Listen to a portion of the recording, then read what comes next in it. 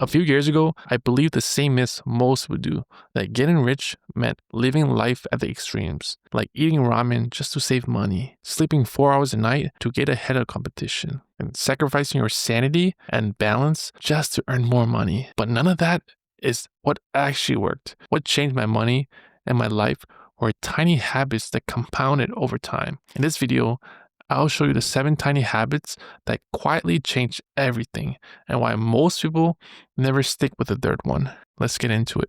Once I stopped chasing extremes, I realized progress came down to one simple rule. Habit number 1, reps beat perfection. For a long time, I thought progress came from being perfect. I only started when things felt ready. A photography professor named Jerry Usman demonstrated this in one of his classes. He split students into 2 groups. One group was graded on a perfect photo, and the other was graded purely on how many photos they produce. By the end of the term, the best photos didn't come from the perfectionists.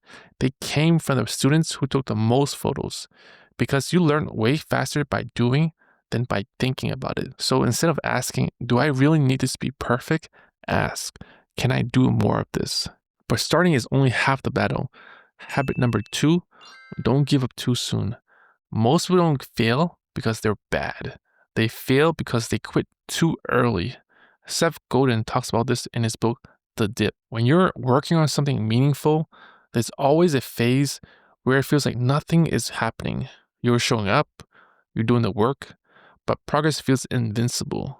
But most people assume something's wrong, when really, they're just in a dip. The scary part is that most will quit right before the momentum shows up. So ask yourself, am I quitting or am I just early?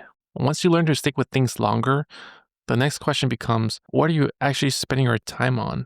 And even if you don't quit, you can still waste years focusing on the wrong thing. Habit number 3, create more than you consume. Most people spend their time scrolling Instagram, watching TV, and taking in information, but very little time actually producing anything of their own. It's not that consuming is bad, it's just very easy to overdo it.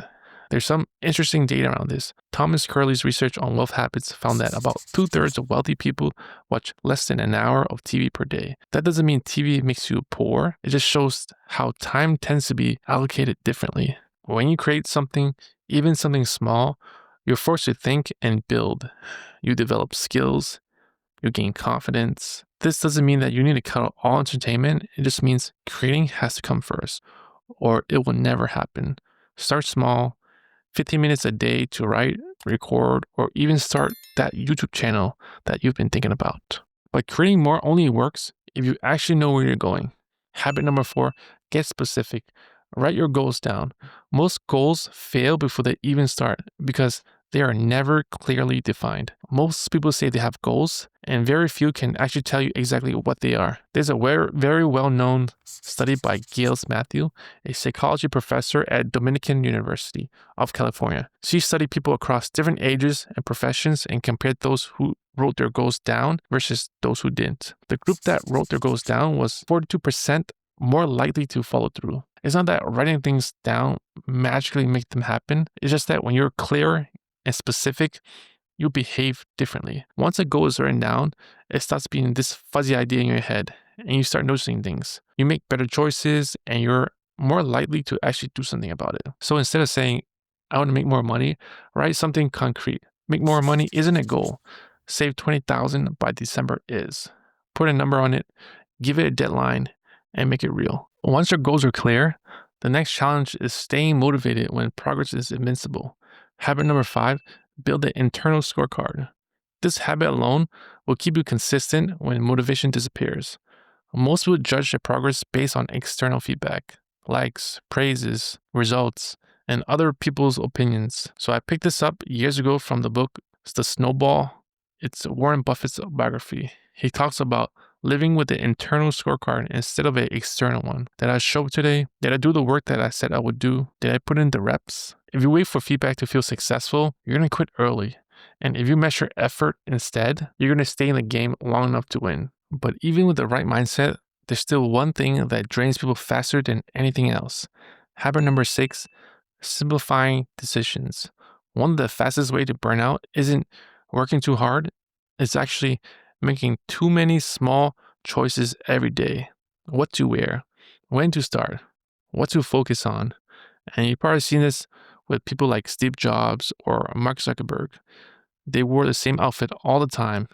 It wasn't for style, but to remove unnecessary decisions. The problem isn't discipline, it's friction.